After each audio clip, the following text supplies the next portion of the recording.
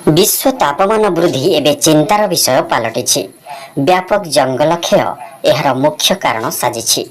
शहरी सभ्यता और कलकारखाना परिवेश को प्रदूषित करिवारे लागिछन्ते, जार प्रभाव जलवायु उपरे पड़ी जलवायु परिवर्तन हेबारे लागिछि।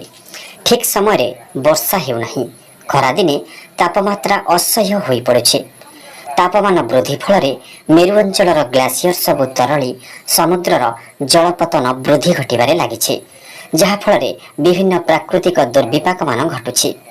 एसबू को दृष्टि रखी निश्चिंत कोइल अंचल अग्रणी सामाजिक स्वेच्छासेवी अनुष्ठान निर्माण पक्षर विवाह उत्सव में नवदंपति को बकुल चारा उपहार देउछन्ति।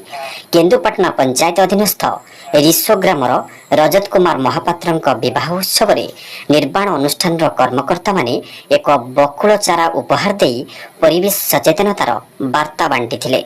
दंपति एही चारा उपहार पाइबा परे एहाकु निज बाड़ी रे लगाई निजर दाम्पत्य जीवन आरंभ करिबा सह एही गछटी को जत्न नै बड़ करिवे बोली प्रकाश करिसेंती।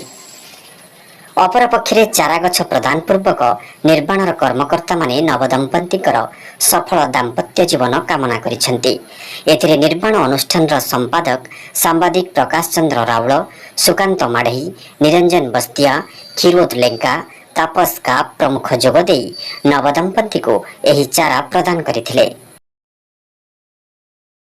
परिवेश प्रदूषण होती विषय निर्माण कर आपको एक वृक्ष दिखाई और परिवेश गछ लगे वार्ता निर्माण तरफ आमको उपहार देखिए बहुत बहुत धन्यवाद दूँ आपको। समस्त को रिक्वेस्ट करुँचे ग्लोबल वार्मिंग हो डिफोरेस्टेशन हो जहाँ भी से समस्त गछ लगे बहुत दरकार।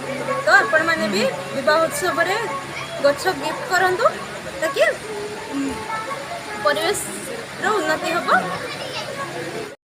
ब्यूरो रिपोर्ट, निर्माण न्यूज।